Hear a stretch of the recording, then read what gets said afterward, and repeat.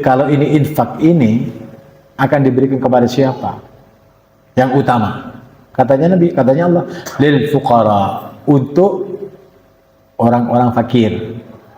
Orang fakir ini kadang-kadang sebenarnya orang Indonesia ini mengertikan kadang-kadang Al-Quran atau bahasa Arab kadang-kadang salah, tapi sudah dibukukan, repot jadinya.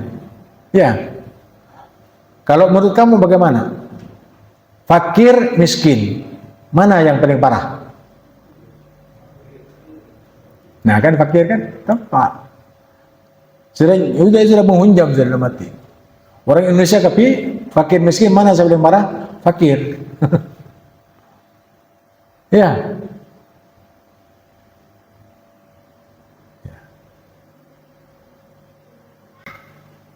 Lil fuqara'il ladzina siru fi sabilillah. Orang-orang yang fakir yaitu orang yang tidak bekerja, yang tidak punya pekerjaan atau tidak bekerja karena suatu sebab kepentingan, fi sabilillah, di jalan Allah. Para sahabat yang berperang di jalan Allah, dia kerja? Dia kerja. Perang? Kadang-kadang dia tidak minum, tidak makan. Perang? Tidak merasa nyaman kalau pulang dalam keadaan selamat. Pinginnya apa? Mati di jihad, dia fi sabilillah. Ada kerjaan? Tidak ada kerjaan. Nyata itu jadi mati, nyari syahid. Bekerja? Tidak bekerja. Katanya Allah, kalau kamu berinfak, infak itu berikan kepada orang yang jihad fi sabilillah. Apalagi di Indonesia sekarang. Di Indonesia tidak ada jihad fi sabilillah. Apa jihadnya? Bantu Palestina. Palestina bantu. Kenapa? Dia adalah orang Islam yang beriman kepada Allah. Supaya apa? Nyata bahwa di bumi ini tidak ada penjajahan lagi. Masing-masing negara itu punya hak kemerdekaan atas segala bangsa dan negara.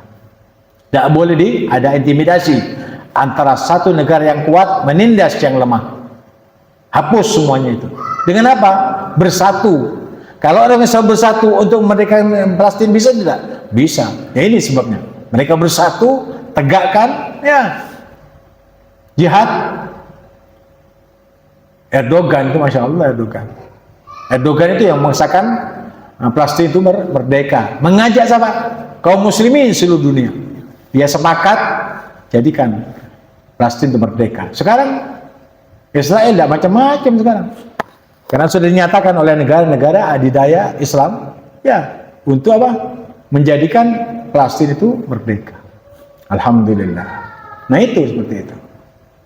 Jadi orang fuqara itu adalah orang yang tidak bekerja karena sebab jihad fi sabilillah. Nah, bantu makanannya, bantu senjatanya, bantu kekuatan militernya dan sebagainya.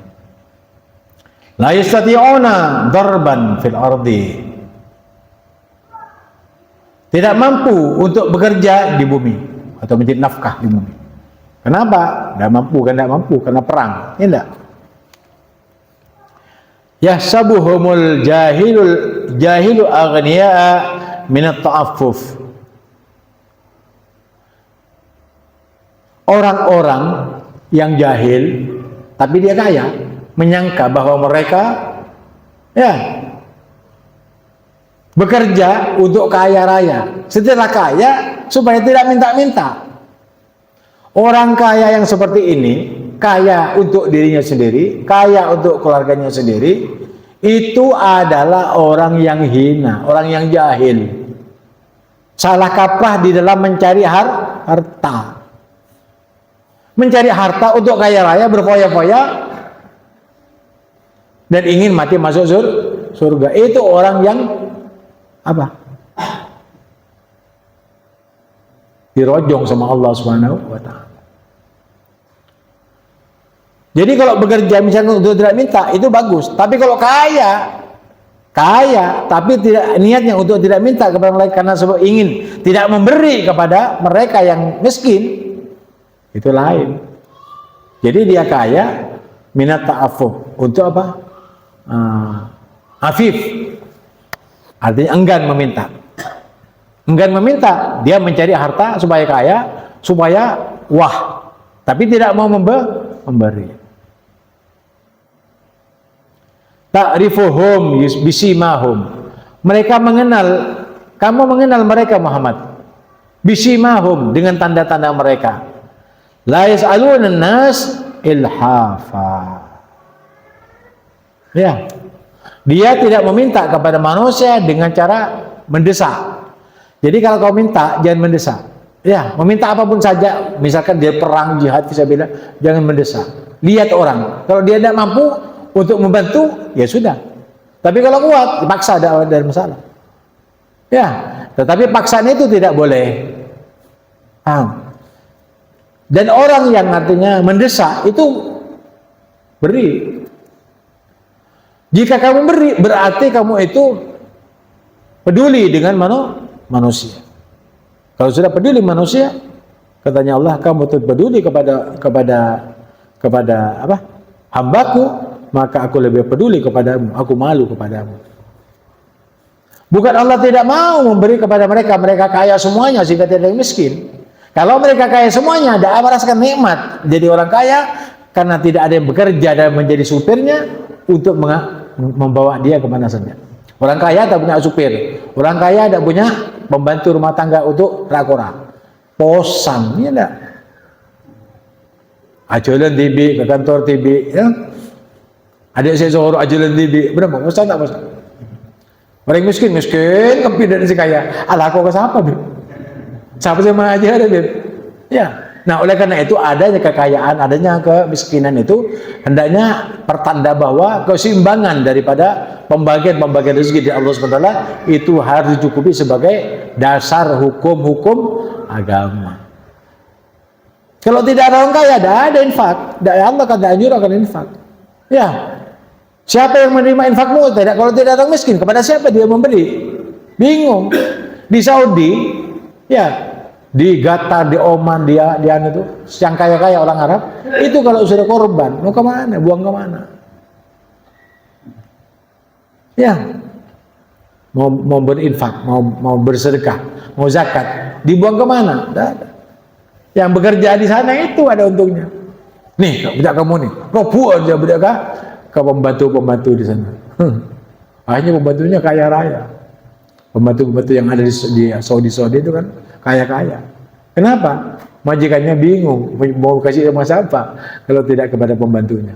Ya, karena mereka tajir semua. Ya, nih infakan saya. Wah, saya mari melihat ini di saya. Terima punya saya. Wah, kamu mau kasih saya. Tapi yang kalau misalkan orang yang tidak punya iman, ya begitu sudah. Tidak mau.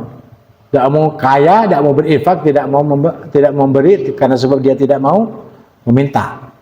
Ya kalau tidak meminta, ya sudah. Kalau mati jangan minta untuk dikuburkan sama orang miskin. Jalan di kuburan. Kubur sendiri dirimu, ya enggak?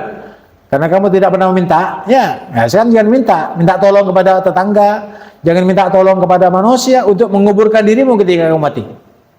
Pasti merengek-rengek keluarganya, tolong. Ya, ini bapak saya meninggal dunia, mari. Ya, apa yang kamu mau tak kasih? Ya, enggak, kubur sendiri. Nale TV, kau punah, boh.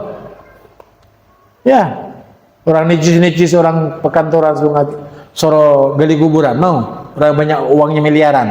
Ayo gali kuburan di bapakmu. Agar enggak. Siapa yang disuruh? Orang miskin yang bisa dibayar dengan uangnya. Sombong banget. Ya. Itu kadang-kadang orang tidak merasa seperti itu. Justru kalau orang kaya itu syukuri ada orang miskin. Dengan cara apa?